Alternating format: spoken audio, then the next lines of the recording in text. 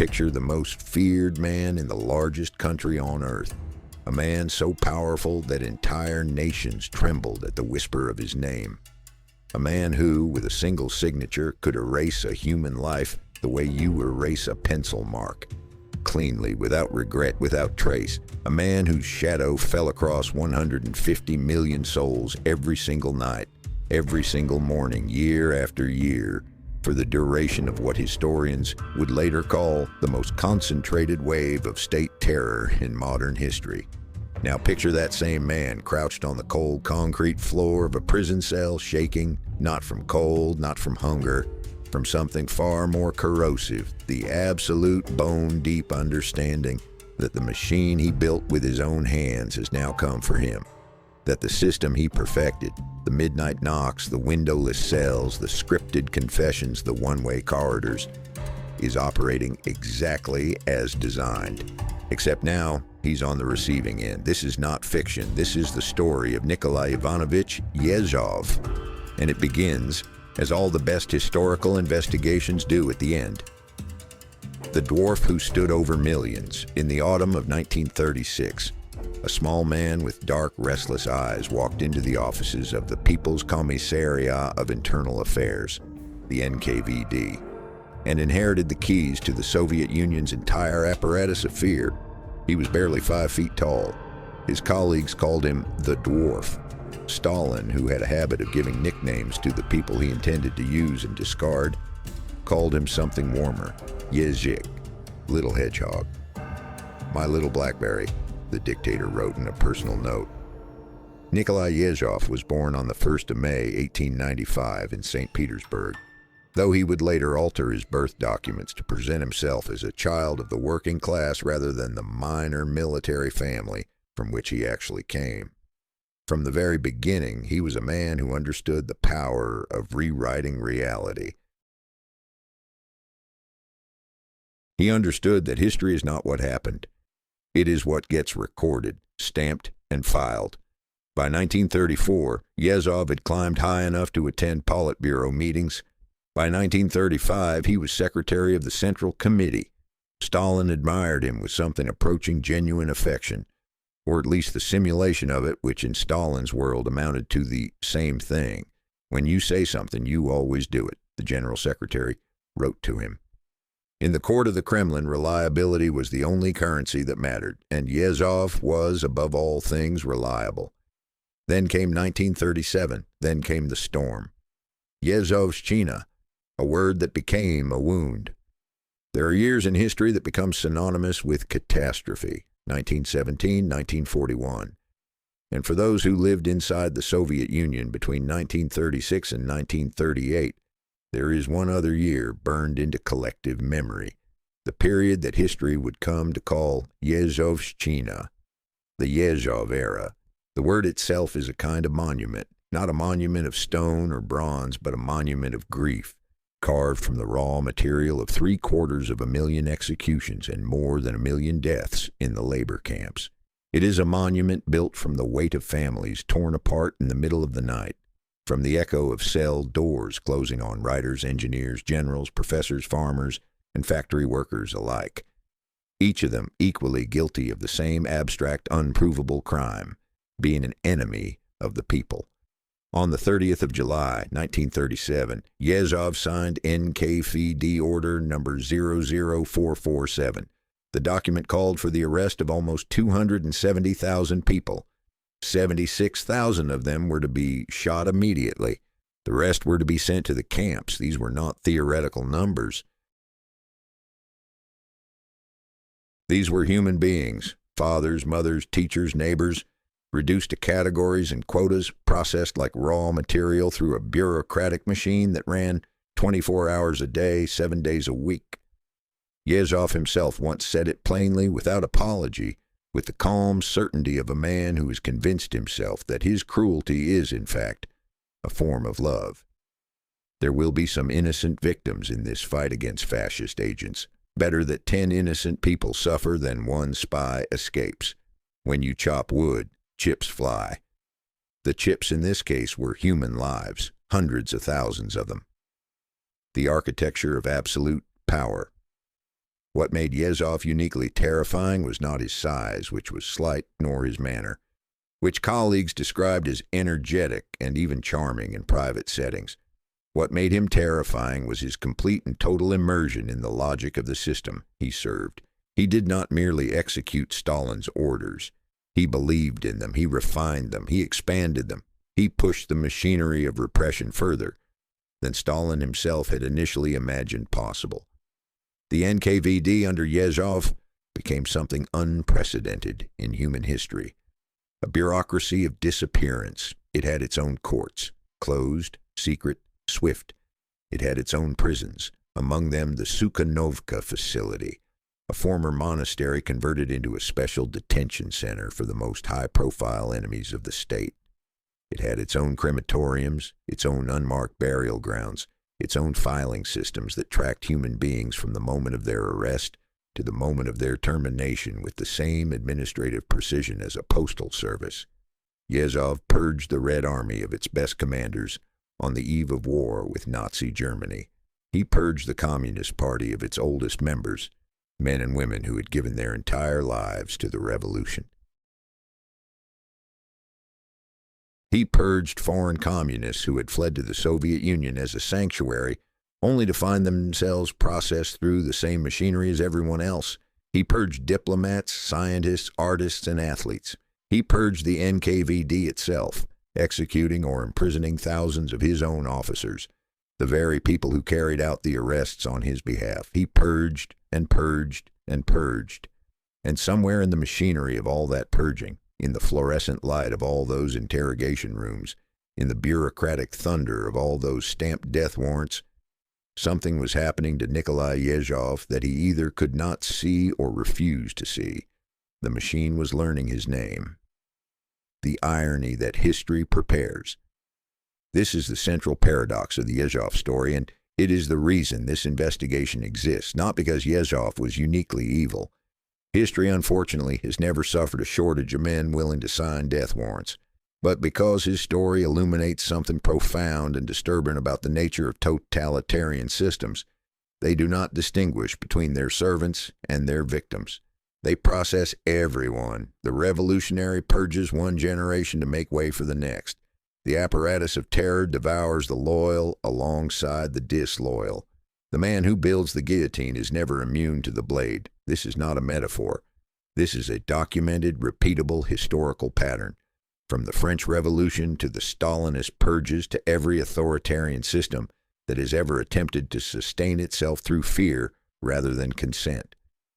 Yezhov knew this pattern. He had, after all, personally overseen the destruction of his predecessor, Genrikh Yagoda, who had led the NKVD before him. He had watched Yagoda fall, be arrested, be tried, be shot. He had inherited Yagoda's office and Yagoda's files. He had processed Yagoda through the very system Yagoda had built.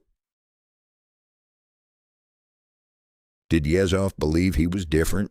Did he believe his loyalty was more pure, his service more indispensable, his personal relationship with Stalin more durable than any of his predecessors? The evidence suggests, yes, he believed exactly that.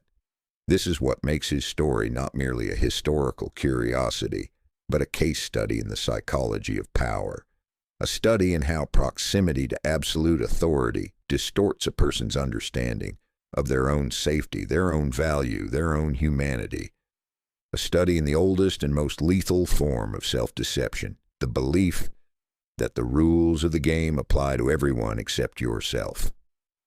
The beginning of the end, Joseph Stalin with comrades. By the summer of 1938, something had shifted in the atmosphere of the Kremlin. Stalin's suspicious eyes, which never stopped moving, which catalogued every gesture and measured every silence, had begun to rest more frequently on the small, energetic figure of his little hedgehog. The purges had served their purpose. The opposition, real and imagined, had been liquidated. The army had been crippled and then partially rebuilt under loyal commanders.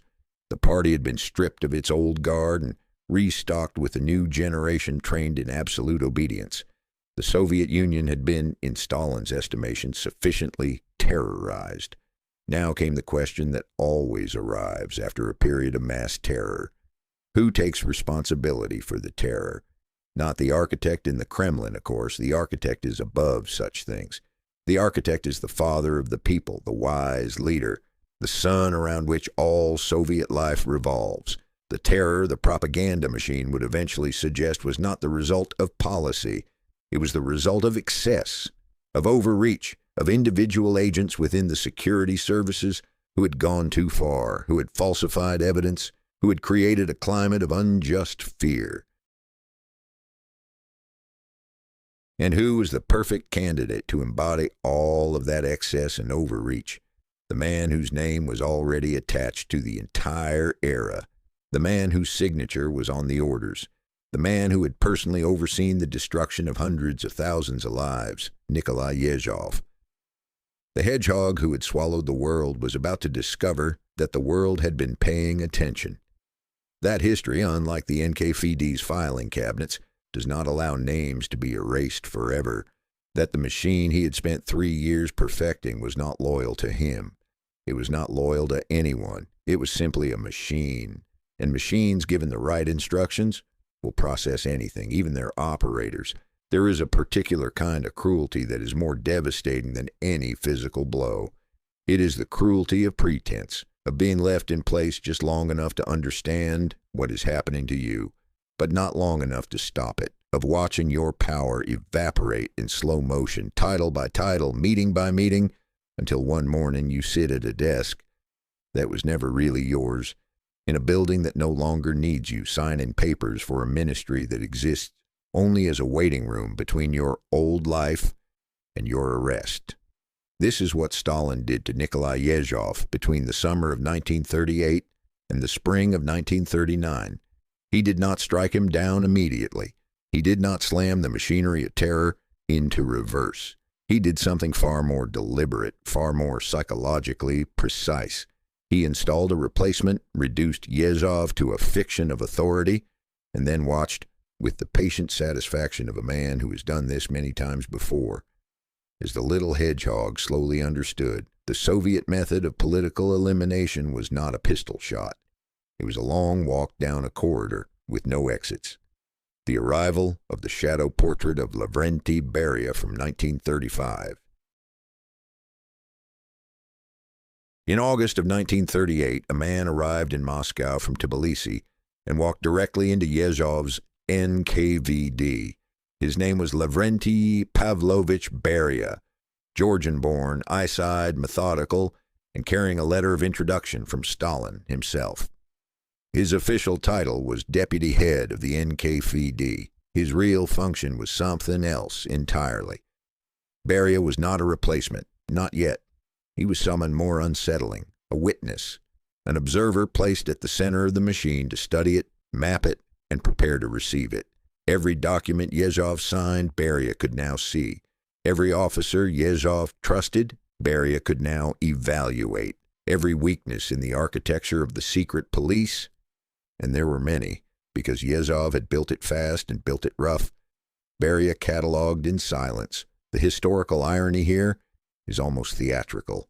Earlier in 1938, Yezhov himself had ordered Beria's arrest, recognizing in the Georgian party chief of Transcaucasia a potential rival, a man too capable and too close to Stalin to be left unmolested. The Georgian NKVD chief had warned Beria in time. Beria had flown immediately to Moscow, walked into Stalin's office, and talked his way not only out of arrest, but into promotion. He had taken the blow Yezhov aimed at him and converted it into a weapon.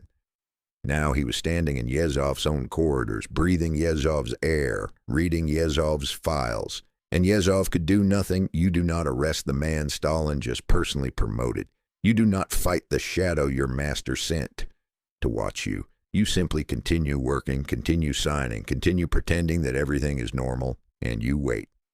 Waiting, in the Soviet system, was its own form of torture. The mechanics of symbolic death. By September of 1938, Beria had been made head of the main administration of state security, the GUGB, the most powerful operational arm within the NKVD. He now controlled the secret police's core functions while Yezhov held the title. The arrangement was the political equivalent of removing a man's skeleton while leaving the skin intact. Yezhov still appeared. He still attended meetings.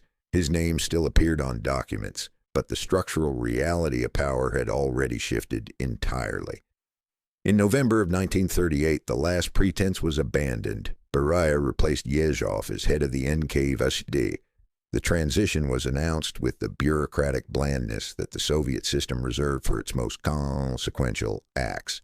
There were no ceremonies, no public statements, no editorial impromptu celebrating Yezhov's years of service. One man's name was simply removed from a title and another man's name inserted. But they did not arrest Yezhov. Not yet. Instead, in April of 1938, in a detail that historians have noted as one of the more savage gestures in Soviet political theater, he had already been simultaneously appointed People's Commissar for Water Transport.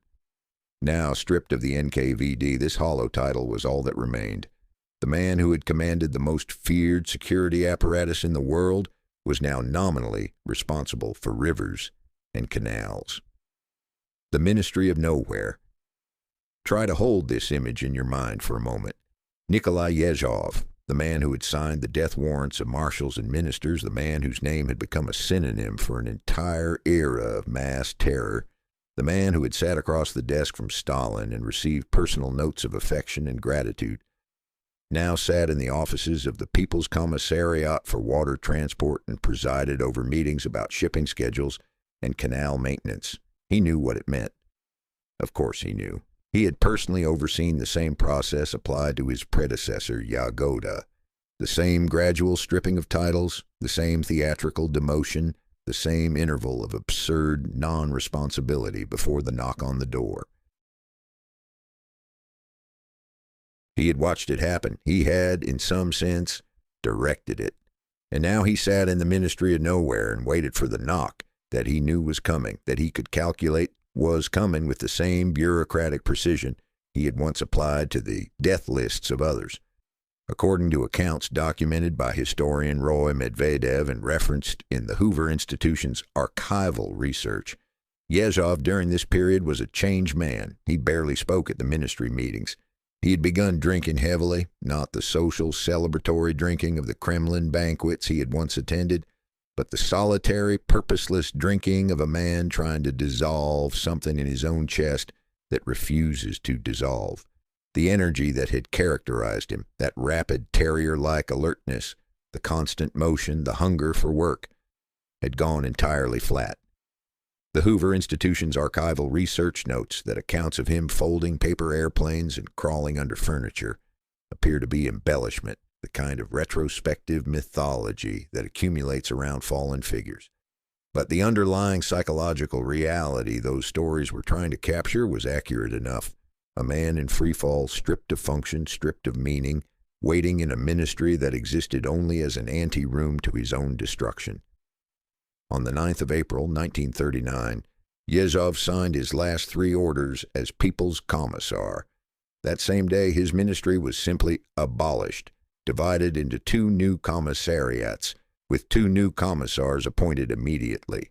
There was no farewell, there was no transition meeting.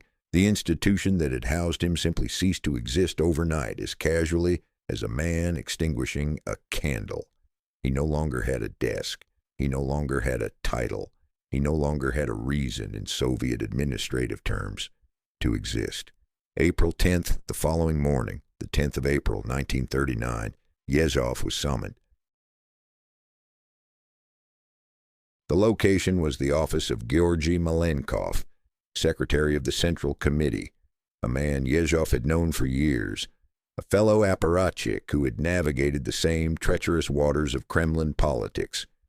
The choice of Malenkov's office rather than, say, Beria's was itself a message. This was not being framed as a security matter. This was being framed as a party matter. The distinction was meaningful. It suggested perhaps a faint possibility of something other than the worst, or perhaps it was simply one more layer of the performance, making the arrest look routine, procedural, inevitable rather than punitive.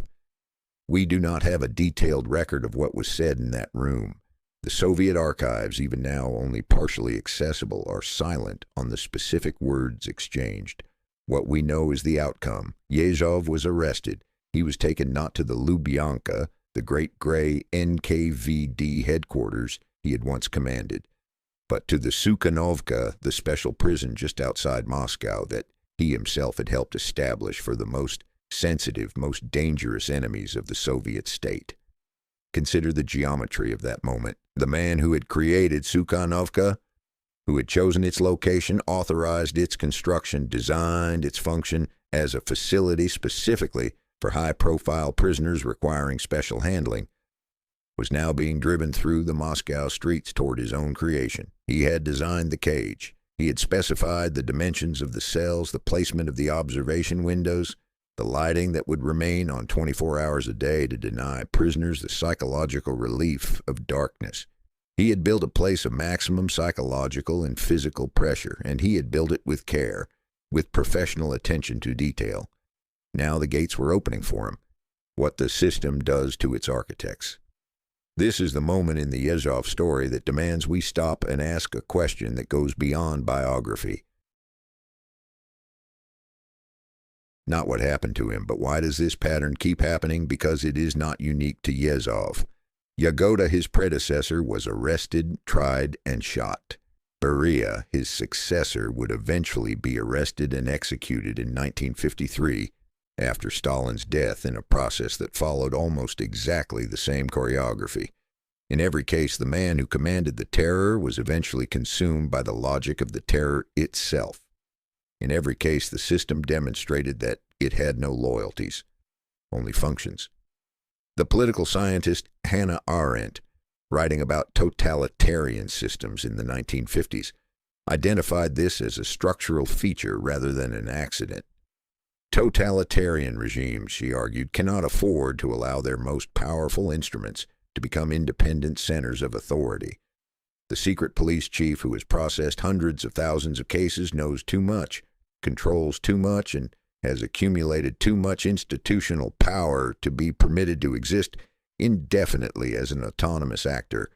He must be replaced, not because he has failed, but precisely because he has succeeded.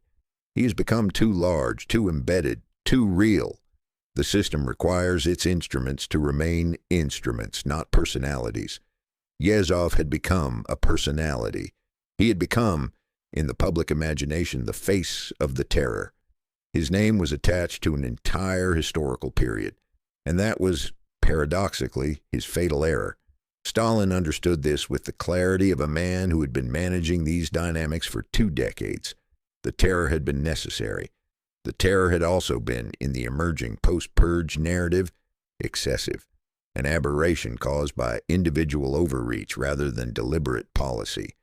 Someone needed to carry that story. Someone needed to be the explanation for everything that could not be officially acknowledged. And the person best positioned to carry that story was the man whose name was already on the era.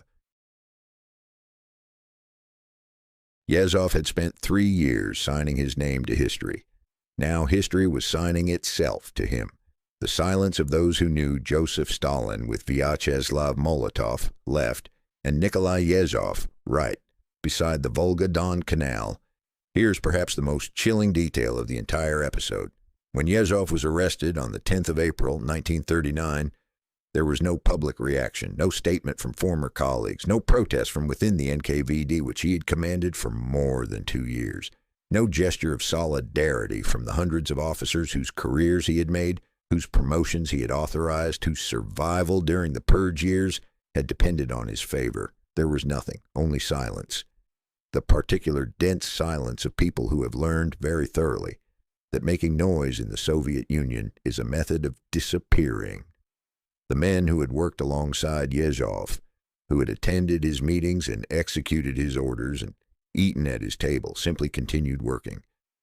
They transferred their loyalty to Beria with the smooth efficiency of experienced bureaucrats who understood that loyalty in this system was not personal, it was directional. You aimed it at whoever held the title.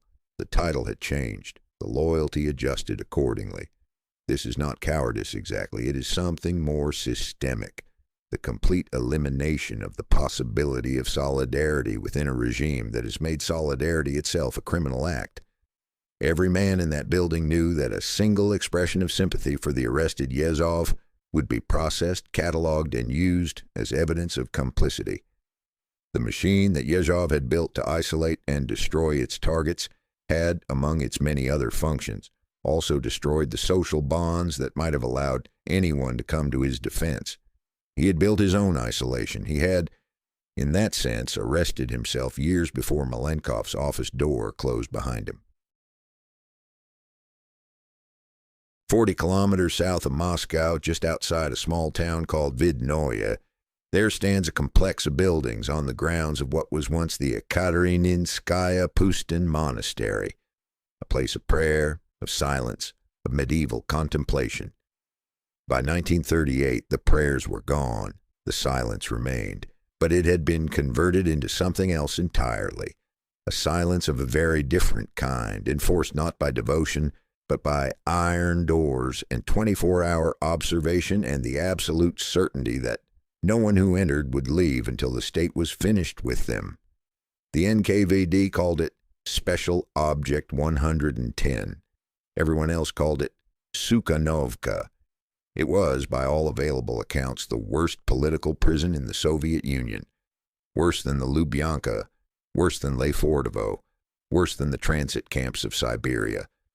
It was a precision instrument, built not for mass incarceration, but for maximum psychological and physical impact on a small number of extremely important prisoners. It held dozens at a time, not thousands. Every detail of its design was calibrated to one purpose: to break a person down to the point where they would sign whatever was put in front of them and say whatever was asked of them in court. Yezhov had created it. He had authorized its construction in 1938, specifically for, in the bureaucratic language he himself had approved, particularly dangerous enemies of the people. He had visited it.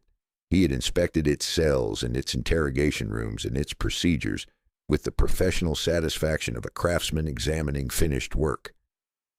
On the 10th of April, 1939, the gates of Sukhanovka opened, and Nikolai Ivanovich Yezhov walked inside, the architecture breaking Nikolai Yezhov portrait in a high-collared uniform with a star-shaped collar insignia.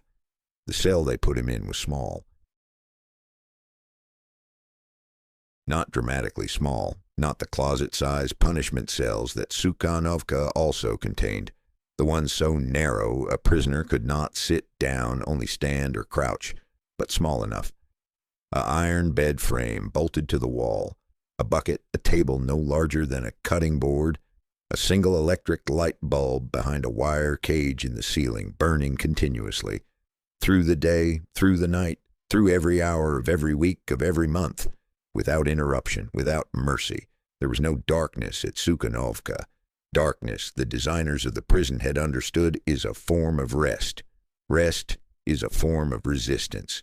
Through the small observation window in the door, the glazok, the little eye, a guard checked the cell every few minutes. Not every hour, every few minutes. The prisoner was required to be visible at all times, hands above the blanket. When sleeping, face turned toward the door. A prisoner who turned away from the observation window could be written up for attempting to conceal activities. Everything was a potential infraction. Everything was potentially evidence.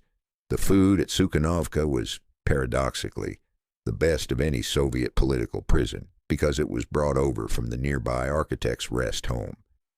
But the ration provided for one resting architect was divided among 12 prisoners. So Yezhov ate. He simply ate what amounted to a fraction of what a human body requires to remain physically and mentally functional, not enough to cause acute starvation, enough to maintain constant low-grade physical depletion, enough to make thinking difficult, enough to make resistance feel like a luxury the body could not afford. This was the system Yezhov had helped design. He knew its principles. He understood its mechanics. He had, in fact, championed the conveyor belt interrogation method, the technique in which NKVD officers worked in rotating shifts to question a prisoner continuously for days or even weeks without allowing sleep. breaking down the subject through sheer exhausted attrition rather than any single dramatic act. Now he was on the conveyor belt himself. The first confession.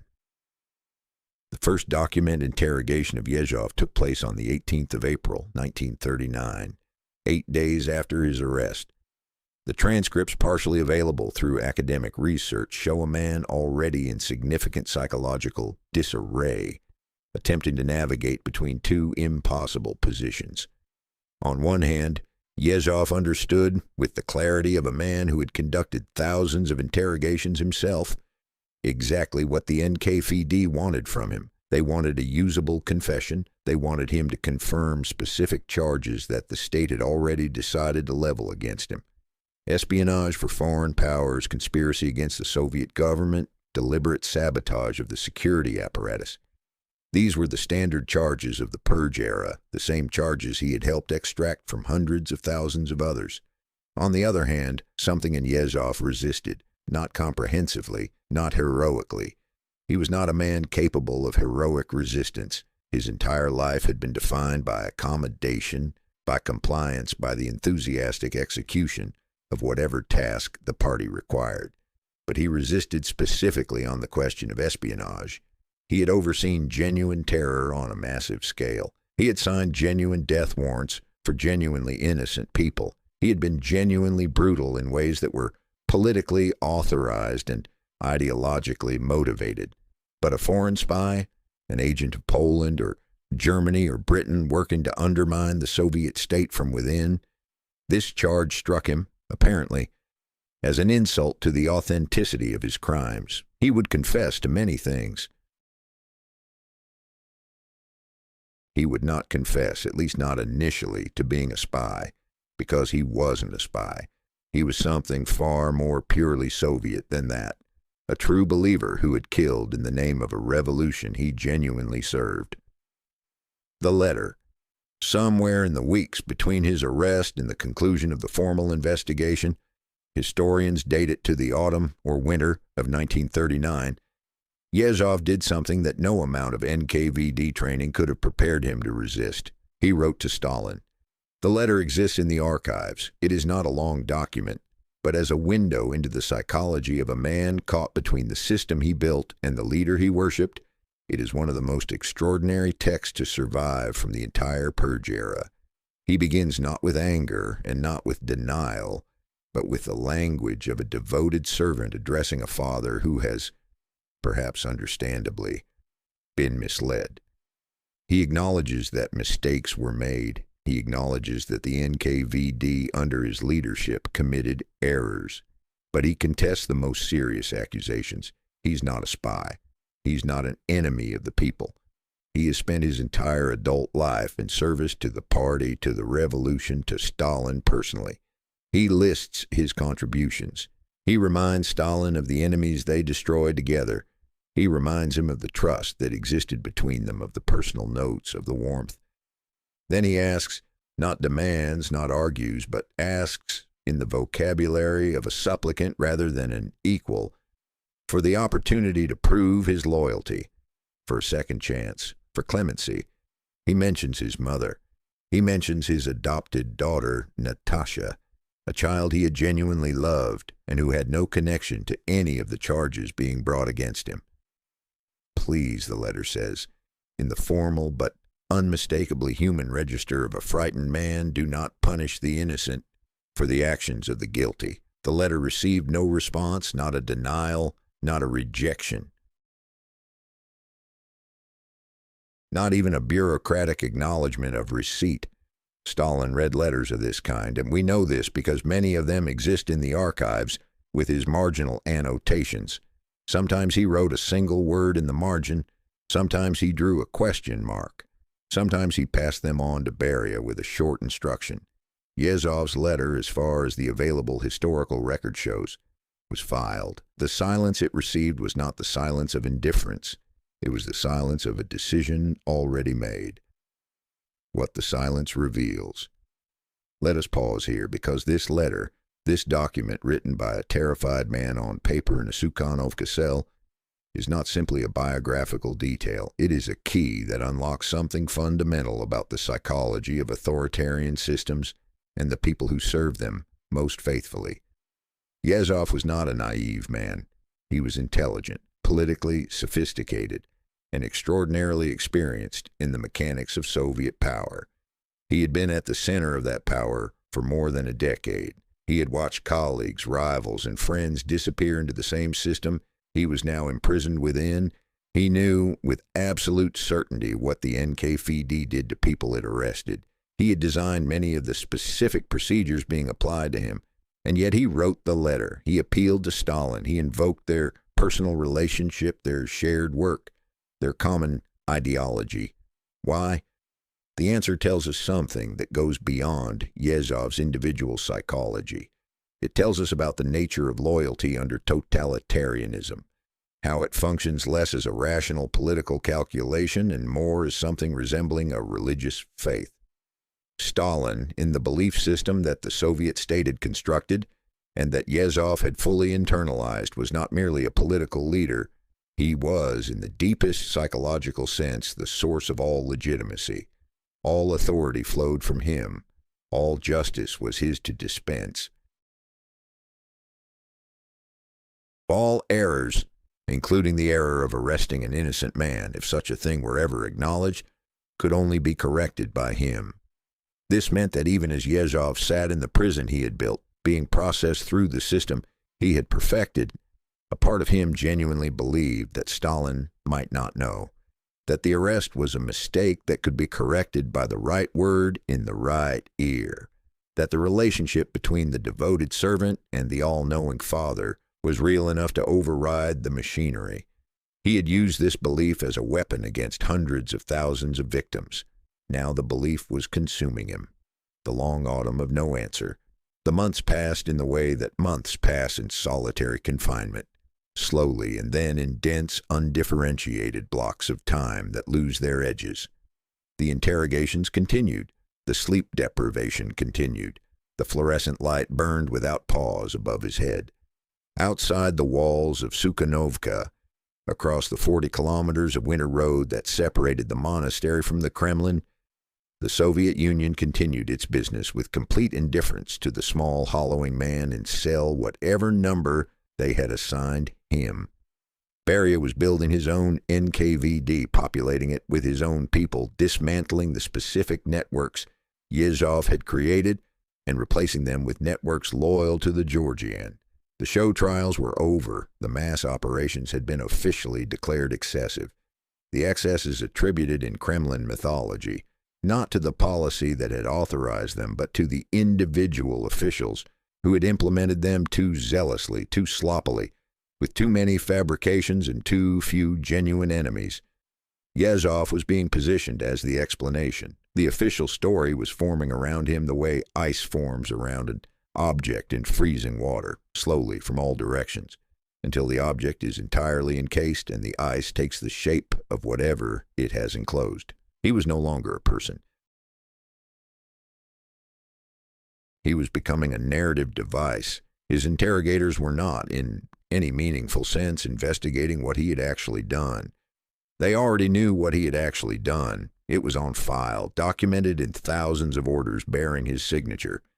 They were constructing a story in which Yezhov had acted not as a loyal instrument of Soviet policy, but as an agent of foreign powers, a hidden enemy who had deliberately distorted the purges to destroy innocent Soviet citizens while protecting genuine spies and saboteurs. A story that would allow the state to simultaneously acknowledge that terrible things had happened and assign responsibility for those things to a single individual rather than to the system itself. Yezhov understood this. He was not stupid. But understanding the process does not protect you from it. Understanding how the conveyor belt works does not stop the conveyor belt. He had made other people understand exactly this. Now he had the knowledge from the other side. The man behind the system, Joseph Stalin and Vyacheslav Molotov, by the Volga-Don Canal in an altered photograph where Nikolai Yezhov was removed. Here's the detail that most historical accounts of Yezhov rush past because It complicates the clean narrative of the monster meeting his end. Sometime during those months of imprisonment and interrogation, the guards at Sukhanovka reported that Yezhov asked for paper, not for writing a confession, not for drafting another letter, for folding.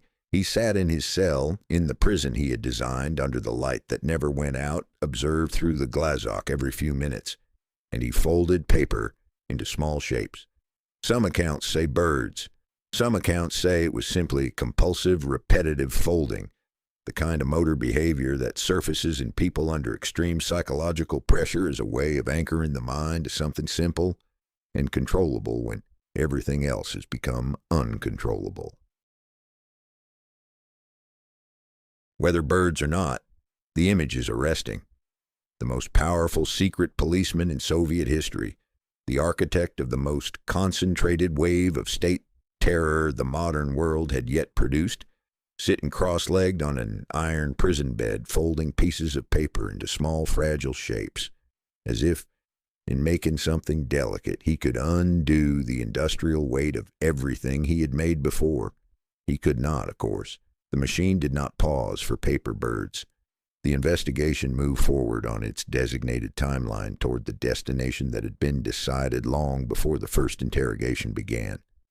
On the 2nd of February, 1940, a door opened in a secured government building in Moscow, and Nikolai Ivanovich Yezhov was brought inside. He had been in Sukhanovka for nearly 10 months. 10 months of the fluorescent light, of the conveyor interrogations, of the cold, of the fraction of an architect's meal rations, of the glazok checking him every few minutes through the door. 10 months during which the outside world had continued without him. The Soviet-Finnish War had begun and was already going badly. The Nazi-Soviet pact had been signed. Europe had erupted into the second great catastrophe of the century. None of it had reached him in any meaningful way. In Sukhanovka, there was only the cell and the interrogators, and the documents they wanted him to sign. The room he entered now was small and functional. The military collegium of the Supreme Court of the Soviet Union did not require grandeur to accomplish its purposes. This was not the Hall of Columns where the great public show trials of 1936 and 37 had been staged for international journalists and sympathetic foreign observers. Those trials had been theater, elaborate, carefully rehearsed performances designed to produce a specific effect on a specific audience. This trial was not theater. This trial was paperwork. It was the final administrative step in a process that had concluded months ago, in a room far less ceremonial than this one. The judge was Vasily Ulrich, the same man who had presided over the military collegium's proceedings for years, who had sentenced marshals and ministers and generals and party secretaries to death with the unhurried efficiency of a man who had learned to treat mortality as a clerical matter. Ulrich had signed so many death sentences that the act had presumably lost whatever psychological weight it might once have carried. He was not cruel, exactly. He was simply the human face that the Soviet judicial system required to be present at the moment it recorded its decisions. Across the table sat former colleagues, former subordinates, men who had attended the same party meetings, the same Kremlin banquets, who had received their promotions from Yezhov's own hand, who had executed his orders and carried out his policies, and navigated the terror years under his direct authority. Now they looked at him as functionaries, look at a piece of business that must be concluded before the afternoon's next appointment. Yezhov looked back at them. 10 months in Sukhanovka had changed his appearance significantly. The compact energy, the dark, quick eyes, the contained physicality that had characterized him as a man accustomed to authority. All of that had contracted into something smaller and less defined. He had lost weight. His clothing did not fit the way it once had, but he was coherent. He was present. And he had apparently made a decision about what he intended to do with the last words the Soviet state would ever allow him to speak. The indictment and the refusal. The charges read against Yezhov that morning were the standard architecture of Soviet political accusations. Espionage for foreign powers, specifically Poland, Germany, Britain, and Japan. Membership in an anti-Soviet conspiracy, deliberate sabotage of the security organs. preparation of a terrorist act against the leadership of the state. Yezhov had been signing versions of these same charges against other people for years. He knew the language. He knew the structure. He knew that the indictment was not an investigation of what had actually occurred, but a construction, a document engineered to produce a specific verdict from a predetermined judicial process. And here in this small room in front of Ulrich and the silent men who had once deferred to him, Yezhov did something that his interrogators had apparently not fully anticipated. He fought back. Not on every charge. He was not reckless enough, or perhaps not resilient enough after 10 months in Sukhanova to contest the entire edifice of accusations being brought against him. But on the specific charge of espionage, on the accusation that he had been a foreign agent, a spy working for enemy powers against the Soviet state, he refused. He stated plainly on the record in front of Ulrich and the court that his previous confession to espionage charges had been extracted under torture, that it was false, that he had said what his interrogators required him to say because of the methods they applied, but that he preferred, in his own words, death to telling lies. Think about what this means. This was a man who had, over the course of more than 2 years as head of the NKVD, personally overseen the extraction of false confessions from hundreds of thousands of people. Confessions obtained through exactly the methods now being applied to him. He had built the conveyor belt. He had authorized the sleep deprivation and the psychological manipulation and the specific interrogation techniques that broke people down until they would say anything, sign anything, confirm any invented accusation. He had received the confessions, reviewed them, incorporated them into indictments, and sent the confessors to their deaths. Now, on the receiving end of the same process, he was telling the court, the confessions you extracted from me by these methods are not true. I know because I know the methods. I invented some of them. Do not count those words as mine. The court did not find this persuasive. The court was not designed to find anything persuasive except the conclusion it had already reached. 14,000 Nikolai Yezhov portrait in a high-collared uniform with a star-shaped collar insignia. Then came the moment that no historian who has studied this trial has ever quite been able to move past cleanly, because it is too strange, too revealing, too psychologically dense to be summarized without losing something essential. The court had moved to questioning Yezhov about the purges within the NKVD itself, the waves of arrests he had ordered against his own officers, the Chekists he had destroyed during his years in command, and Yezhov, who had refused to confess to espionage, who had contested the fabricated charges, who had claimed the high ground of a man who would rather die than lie, at this point confirmed the reality of what he had actually done with a statement of staggering moral bluntness.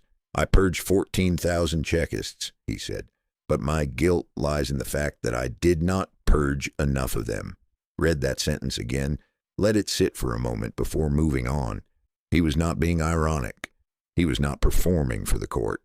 He was expressing with complete sincerity the ideological framework through which he had organized his entire life and career.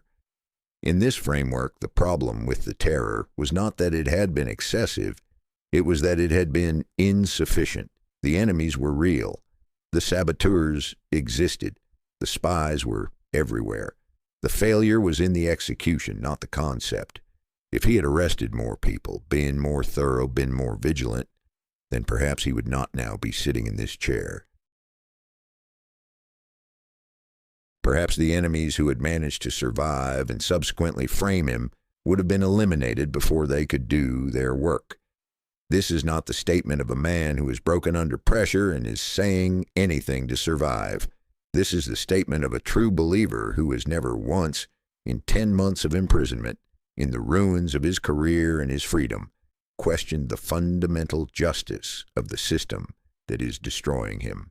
The bureaucrat at the end of the world hears where the transcript of the trial achieves something that no novelist could have engineered without appearing to strain for effect. It pivots in almost the same breath from the ideological proclamation to something unbearably human. Within moments of declaring that his guilt lay in insufficient purging, Yezhov turned to the court with tears in his eyes and made a personal request. not about himself. He had already acknowledged that his own fate was sealed. His own phrase, spoken at the trial, was, "My fate is obvious." He was not asking for his own life, exactly. He understood with the clarity of a man who had made the same calculation about others many times that there was no mechanism within this system for retrieving a verdict once the system had decided to issue it. He asked about his mother. He asked about Natasha, his adopted daughter, the child he had taken in years earlier, who had no connection to any of the charges, no involvement in any of the alleged crimes, no existence in the political world at all beyond being the daughter of a man the state had decided to erase. "Please," he said, "do not let the innocent suffer for what I have done. Whatever I am, whatever I have done, she is a child. She carries none of this." This is the moment that the trial becomes genuinely tragic rather than merely historic. Not because Yezhov deserved sympathy. The arithmetic of what he had done was present in every corner of that room, encoded in the very procedures being applied to him. But because the request reveals something the ideology could not quite extinguish, the capacity for love, narrow, personal, perhaps selfish in its selectivity, but real. He had sent hundreds of thousands of people to their deaths knowing that their families would suffer for it, and he had felt nothing that the record shows. But for Natasha, he wept. The court took note of the request. There is no record of what action, if any, was taken on it. The final sentence. "I have committed crimes for which I might well be executed," Yezhov said in the statement that closes the trial record. "But those crimes which are imputed to me by the indictment in my case, I did not commit." And then, in words that have been quoted by nearly every historian who has written about this period, because they are simply too extraordinary to paraphrase, "My fate is obvious. My life, naturally, will not be spared since I myself have contributed to this. At my preliminary investigation, I ask only one thing. Shoot me quietly without tortures. Tell Stalin that I shall die with his name on my lips." Vasily Ulrich delivered the verdict. Death by shooting, the sentence to be carried out immediately. The session had lasted 1 day. The trial for the man who had commanded the most extensive state terror operation in Soviet history, who had overseen the deaths of hundreds of thousands of people, who had been the most feared individual in 150 million people's daily nightmares for more than 2 years, lasted 1 day. What the last word actually said. Step back from the drama for a moment and look at what Yezhov actually communicated in that courtroom, because the content of his final statement is one of the most concentrated expressions of totalitarian psychology that the historical record has preserved. He confessed to the real crimes and denied the fabricated ones. This is significant. He was not simply performing contrition to purchase mercy. He had already acknowledged his fate was sealed. He was making a distinction. He was saying, "I did terrible things. I did them willingly in service to a cause I believed in and still believe in. But I did not do the things you invented, and I will not die with invented crimes attached to my name when there are real ones available." This is not the statement of a man who has renounced the system. It is not the statement of a man who has achieved any moral clarity about the scale of what he actually did. He did not stand up in that court and say, "I condemned innocent people. I signed false confessions. I ran an apparatus of manufactured evidence and predetermined verdicts, and I know it because I designed those procedures, and I'm now experiencing them from the other side." He did not say any of that. What he said essentially was, "I was a good soldier. I followed the ideology. I did the work I was assigned. The terror was real and necessary, and I performed it faithfully. The charges of espionage are false, and I reject them. I accept death. Give my daughter to someone who will care for her. Tell Stalin I loved him." The system that created Nikolai Yezhov had succeeded completely in its most fundamental project.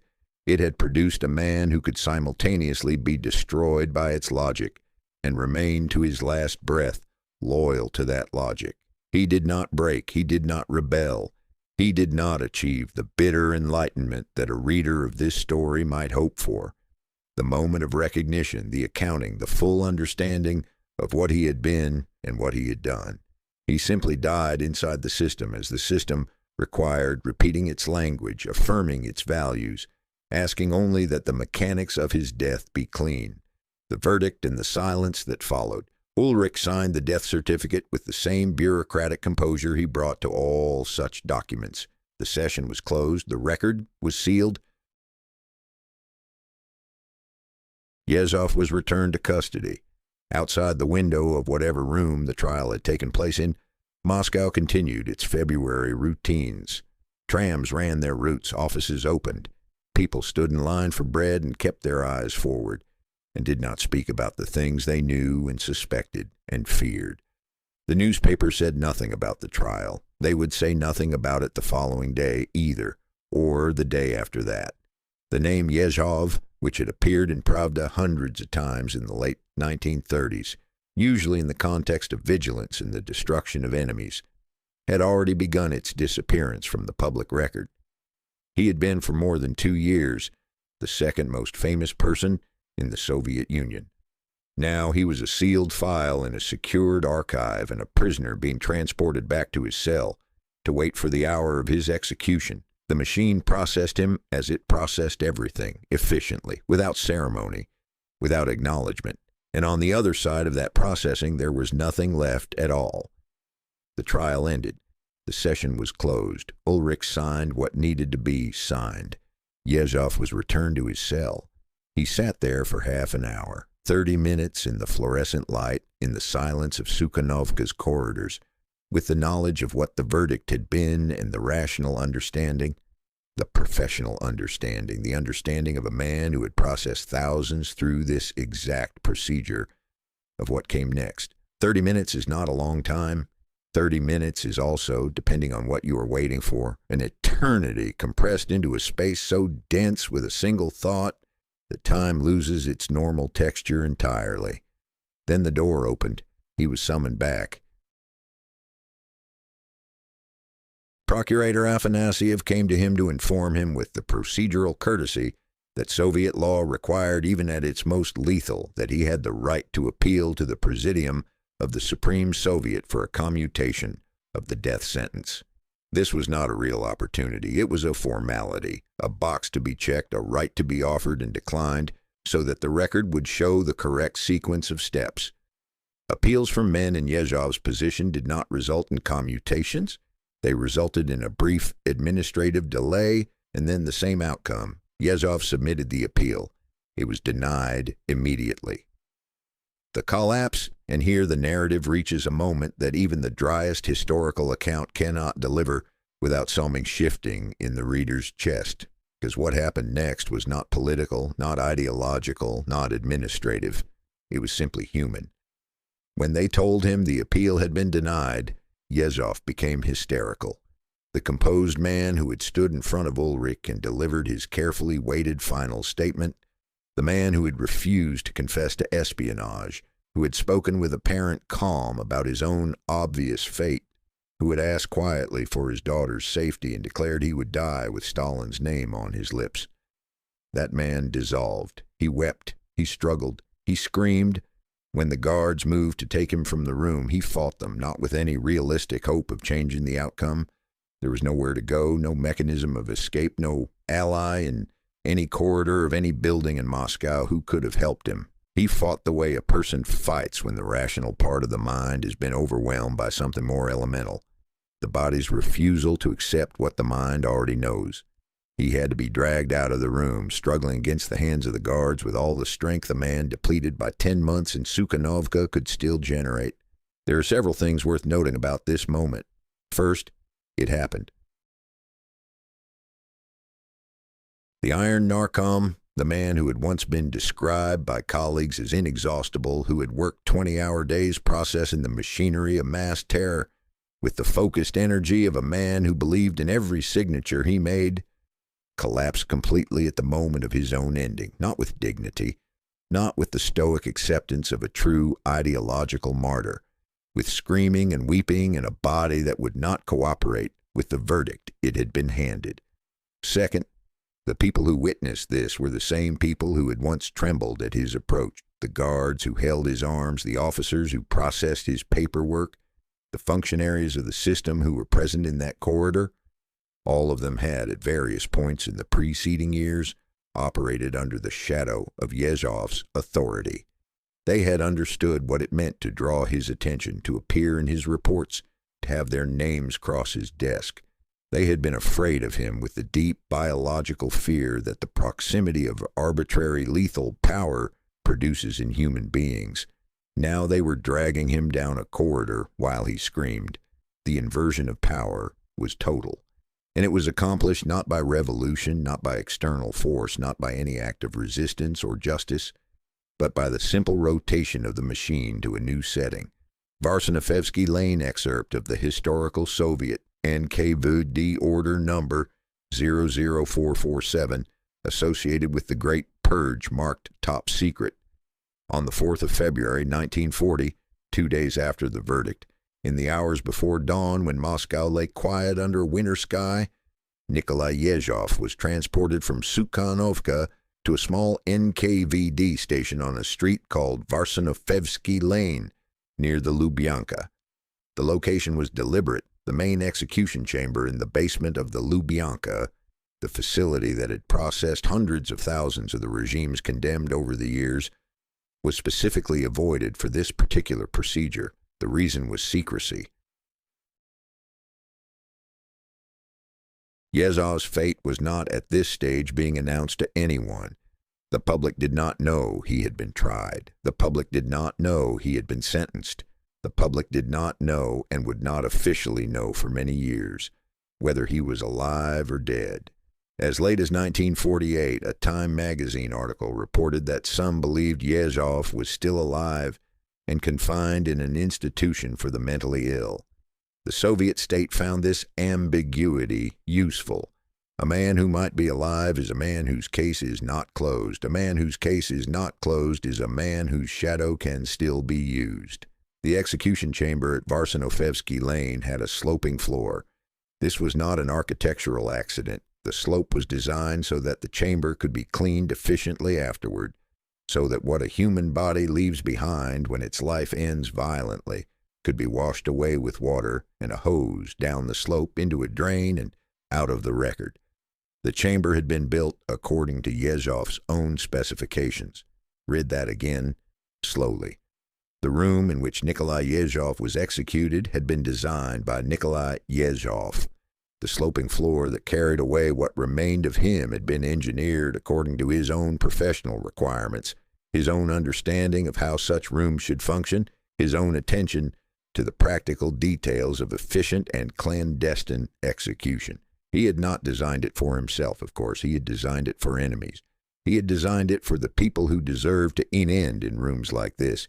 He had simply not, at the time of designing it, been able to imagine himself among that number. The question of who pulled the trigger, historical accounts differ on the precise identity of the person who carried out Yezhov's execution. Some sources, drawing on Soviet archival materials, identify the shooter as Ivan Serov, a man who would go on to become the first chairman of the KGB after Stalin's death, who would outlive the entire system he served and die in 1990 at the age of 84. Other sources, equally documented, attribute the execution to Vasily Blokhin, the NKVD's chief executioner, a man who carried out so many executions during the Purge era that he had developed a professional method for it, performing the work with a specific type of pistol, in a specific type of apron. The uncertainty itself is historically meaningful. In the system Yezhov had commanded, the identity of the executioner was administrative rather than personal. The trigger was pulled by whoever was assigned to pull it. The person on the other end of the bullet was whoever the paperwork specified. The relationship between executioner and executed was entirely institutional, one human being acting as an instrument of a state decision directed at another human being who had been processed into a category that required this outcome. This was the system Yezhov had perfected. This was the system that now processed him. Whichever man it was, they walked into the chamber on Varsonoyevsky Lane in the early hours of the 4th of February, 1940. and carried out the sentence that the military collegium had recorded 2 days earlier. Yezhov was 44 years old. He had been born on the 1st of May, 1895 in St. Petersburg.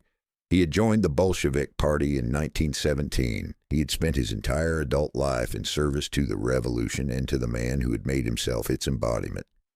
He died in a basement with a sloping floor. After the shot, the body was not buried. There was no grave, no marker, no location that could become a site of memory or mourning, even secret, private mourning of the kind that Soviet citizens had developed the capacity to perform in complete interior silence. Yezhov's body was cremated immediately. The ashes were taken to Donskoy Cemetery in Moscow and deposited in a common grave, a pit that held the remains of hundreds of people the Soviet state had executed and then declined to memorialize. The common grave at Donskoye was one of several such sites in and around Moscow where the physical evidence of the purge era was disposed of with the same administrative efficiency that had characterized the purge itself. No name, no date, no acknowledgement. He became part of a collective anonymity that was, in its own way, the purest expression of the system's final judgment on the individuals it had processed. You were not a person. You were a category. And when the category was finished with you, there was no remainder. Alongside the cremation of his body, the Soviet state simultaneously prosecuted the erasure of his name. We have already described in the opening of this investigation the famous photograph by the Volga-Don Canal, the image from which Yezhov's figure was removed by state censors, leaving only a gap in the composition and the faint irregularity of retouched sky and water where a man had once stood. But the photographic erasure was only one element of a comprehensive program of historical removal. His name was deleted from documents, from citations, from organizational histories. His contributions to specific NKVD operations were quietly reassigned to unnamed predecessors or to the institution itself. The edition of the Great Soviet Encyclopedia that had contained his entry was updated. Subscribers received a letter from the encyclopedia's editors instructing them to remove the Yezhov pages and replace them with the enclosed substitute pages, which contained expanded material on the Bering Sea and other topics. His biographical space was literally filled in with geography. He had been one of the most powerful people in the world. Now he was an instruction to cut and paste. The 346. On the same day that Yezhov was sentenced, Beria submitted to Stalin a list of 346 people associated with Yezhov who were to be arrested and shot. The list included 60 NKVD officers who had served under him, men who had carried out his orders, implemented his policies, and who now became the documentary evidence that those policies had been the product of a criminal conspiracy rather than deliberate state action. It included 50 relatives and personal associates. It included people who had known him socially, professionally, romantically. The machine, having finished with Yezhov himself, now processed outward from him in all directions, consuming everyone whose proximity to him could be made to constitute evidence of complicity. This was the system at its most mechanically perfect.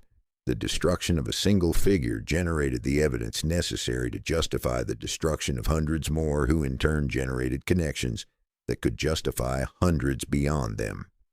Terror was not a one-time event. It was a recursive process.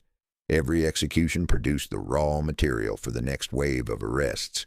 Every wave of arrests produced the confessions that justified the next set of executions. The machine consumed and reproduced itself simultaneously and required no external input beyond the initial decision to begin. Yezhov had understood this better than anyone. He had exploited this recursive property of the terror more skillfully than any of his predecessors.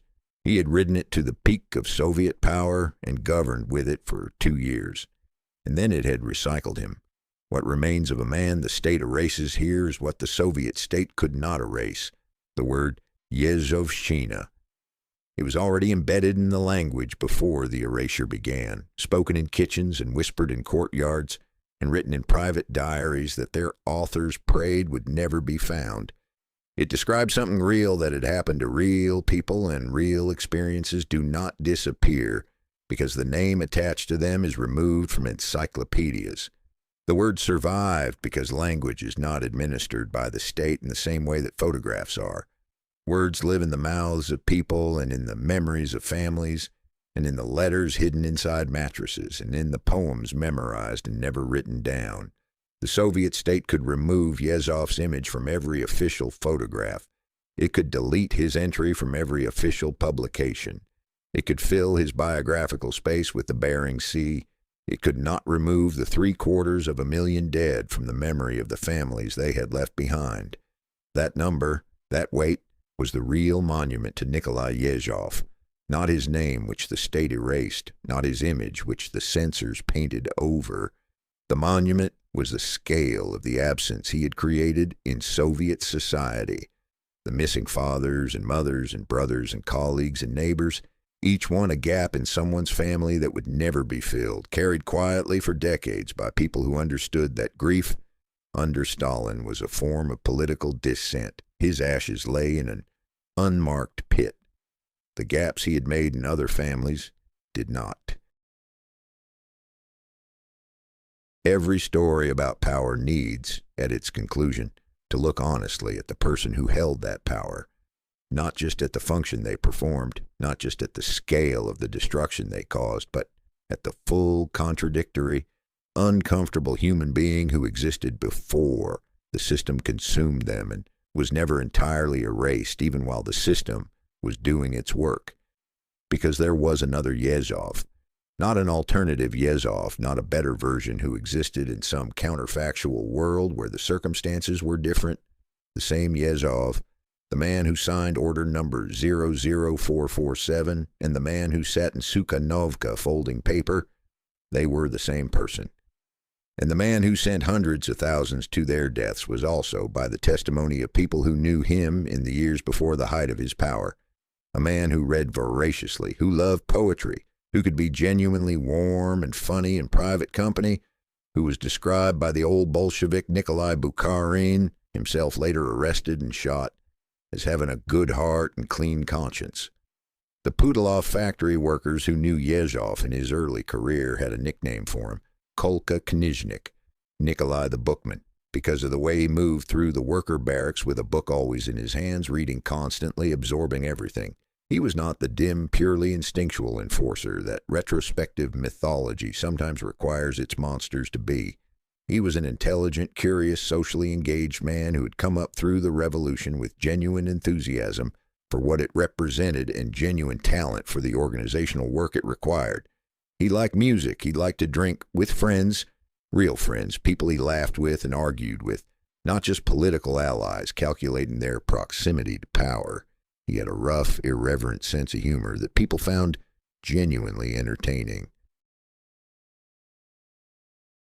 In the early 1930s, before he ascended to the heights of the NKVD, he was known in certain Moscow literary circles as a man with literary sensibilities and a genuine appreciation for art and language.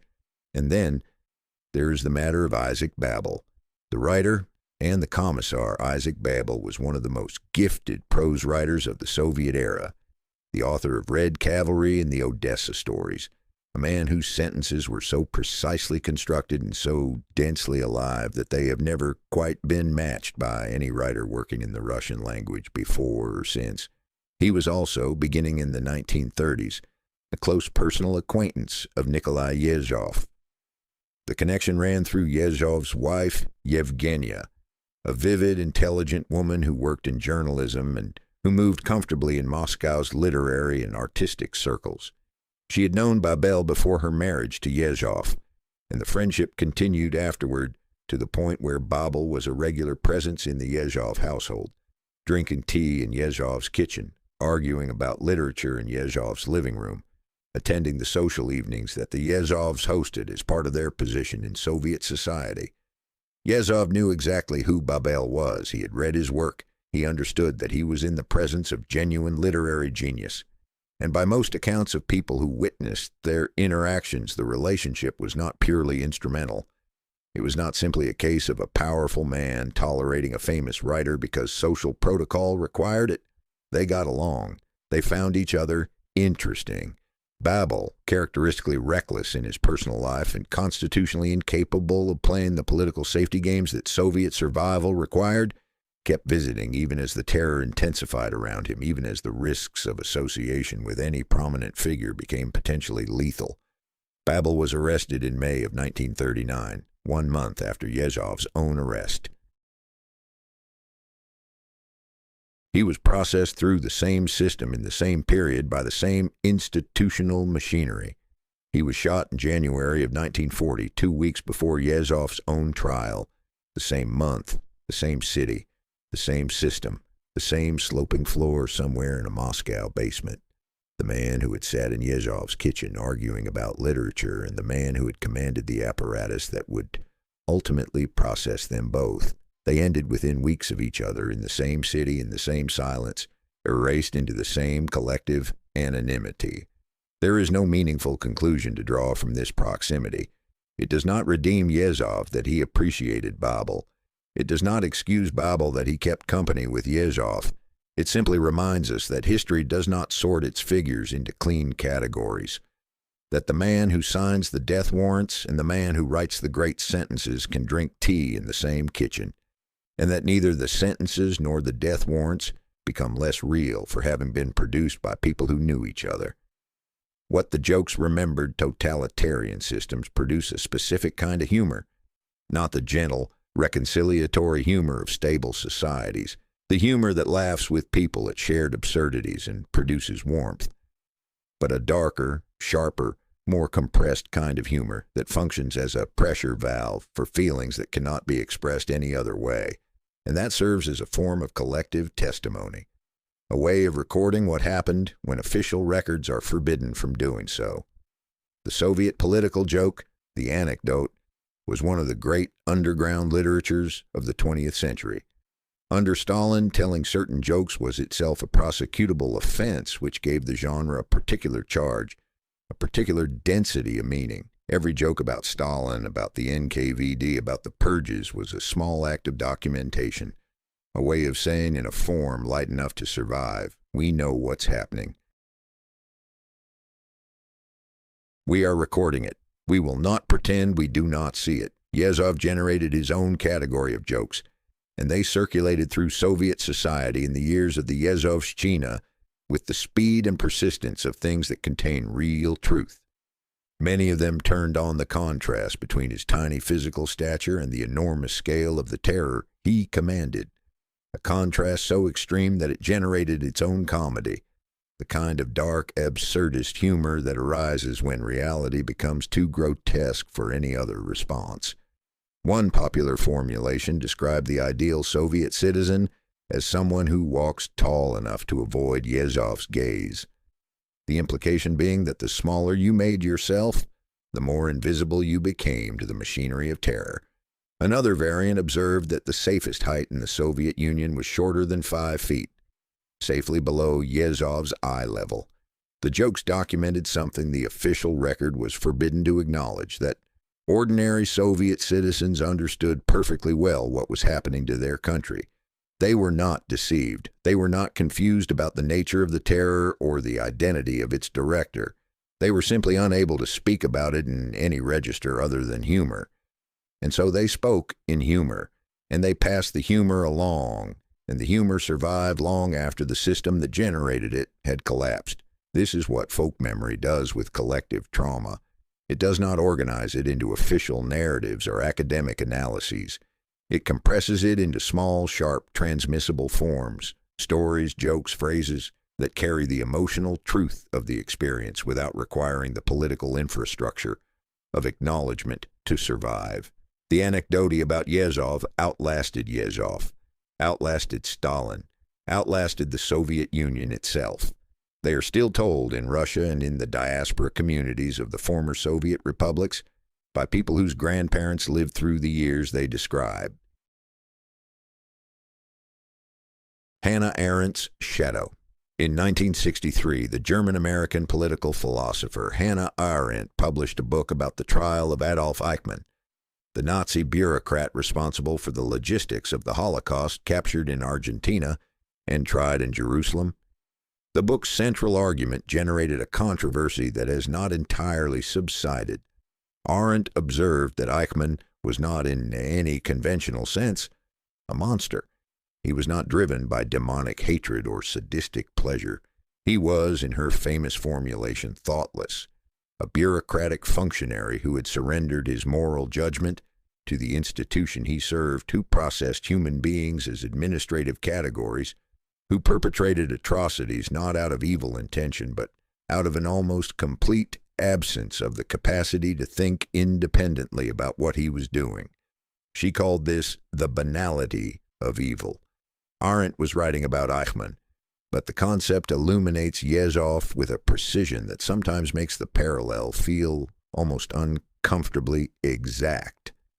Yezhov was not Eichmann. There are important differences, and the specific ideological frameworks of Nazism and Stalinism produce importantly different kinds of perpetrators. Eichmann, in Arendt's analysis, had no particular ideology beyond careerism.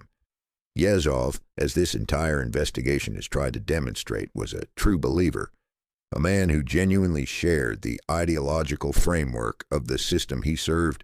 His loyalty to Stalin was not purely calculated. His faith in the revolution was not purely performed, but the structural mechanism is the same. A system that absorbed a human being's moral judgment so completely that the human being became incapable of evaluating his own actions by any standard outside the system's own logic. Yezhov did not ask himself whether the terror was just. He asked whether it was effective. He did not ask whether the confessions were true. He asked whether they were politically sufficient. He did not ask whether the people he was sending to their deaths were innocent. He asked whether the quota had been met. And at his trial, when finally confronted with the full accounting of what he had done, he found nothing in his moral vocabulary with which to condemn it. He could only argue about the scale. This is the system's deepest triumph, not the execution of its enemies, not the suppression of dissent, not even the manufacturing of consent through fear. The deepest triumph is the production of human beings who can no longer imagine a standard of judgment that exists outside the system, who have internalized the system's logic so completely that even in the moment of their own destruction by that logic, they remain loyal to it. Yezhov was, among other things, the most complete product the Stalinist system ever manufactured. The photograph, reconsidered return, one final time, to the photograph by the Volga-Don Canal, Stalin in the center, Molotov to one side, and in the original, Yezhov, small, compact, standing close to Stalin with the relaxed posture of a man who belongs in the frame. Then the retouched version. Stalin and Molotov remain. The space where Yezhov stood has been painted over with canal water. He's gone. The composition is slightly wrong. A trained eye can see where the original image has been manipulated, where the water's reflection does not quite behave the way water reflections behave. But to the ordinary viewer, to the Soviet citizen who received the revised encyclopedia page or the reprinted photograph, there is simply a canal bank and two men and a sky above them. This image, both versions of it, the original and the erasure, is the most compressed possible symbol of what Yezhov's life and death meant in the larger context of Soviet history. It is a symbol of the system's attempt to control not just the present, but the past. To retroactively remove from the record of what happened the people who had become inconvenient to the current version of events, to make it possible to stand at the very site where Yezhov had stood, in the very year that Yezhov had stood there, and see nothing. But here is what the erasure reveals about the limits of the system's power.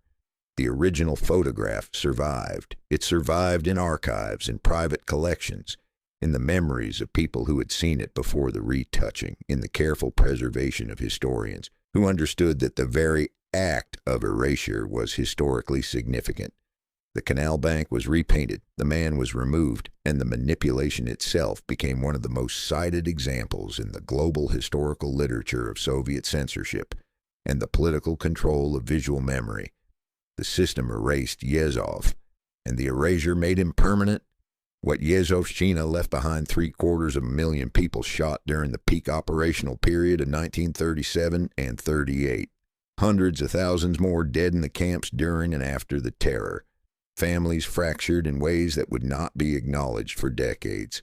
Children raised without knowing why their parents had disappeared. Spouses who could not mourn publicly for fear of association with an enemy of the people. Entire professional classes, generals, engineers, scientists, writers, destroyed or scattered at the precise moment when the Soviet Union needed them most. The Red Army entered the Second World War, having just executed or imprisoned most of its senior commanders. The purge of the military in 1937 and 38, Yezhov's purge, conducted on Stalin's authority, removed 3 of 5 Soviet marshals, 13 of 15 army commanders, 50 of 57 corps commanders, 154 of 186 divisional commanders. The cost of this in blood when Germany invaded in June of 1941 is incalculable but enormous. This is the real legacy of Yezhovchina. Not the name, not the archival documents, not even the executed man in the basement on Varsanofevsky Lane. The legacy is the structural damage inflicted on Soviet society at every level. The brain trust destroyed, the institutional knowledge erased, the culture of fear installed so deeply in Soviet organizational life that it would continue to shape behavior, decision-making, and the relationship between citizen and state for generations after both Yezhov and Stalin were dead. Yezhov's single lasting contribution to human history is the word attached to his name, Yezhovshchina, an era, a wound, a period defined by maximum terror and minimum accountability, a word that carries in its 6 syllables the weight of hundreds of thousands of lives, the diagnosis, not the biography. This investigation began with a paradox, the most feared man in the most powerful surveillance state in the world, crouching on a prison floor in the institution he himself had designed. It ends with a question that the paradox was always pointing toward, not who was Yezhov. The answer to that question is available in the archives, in the interrogation transcripts, in the orders bearing his signature, in the photographs in the trial record, in the ashes at Donskoye Cemetery. The real question is, what kind of system produces a Yezhov? What kind of political architecture takes a man who reads books and loves poetry and is remembered warmly by factory workers and makes him the director of the most concentrated wave of peacetime state killing in modern history? What kind of ideological framework removes from a human being the capacity to evaluate his own actions against any standard of human cost? What kind of loyalty structure transforms devotion to a leader into the suspension of moral judgment so complete that the devoted man signs death warrants for the innocent and weeps not for them but for his own daughter? The answer is not specific to the Soviet Union. The structure, the absolute authority, the ideological totalism, the reward system that prizes compliance over conscience, the elimination of independent institutional checks on executive power, recurs across history in different uniforms and different vocabularies. It has appeared in different centuries on different continents, speaking different languages. It has produced different Yezhovs, different systems for processing different categories of people into different kinds of collective graves. The specific names change, the mechanism does not. Yezhov is not a biography, he's a diagnosis, and the disease he represents is not dead. It is dormant, waiting, as it always waits, for the conditions that allow it to resurface. The weakening of institutions, the concentration of authority, the cultivation of fear, the gradual, almost imperceptible replacement of what is right with what is required.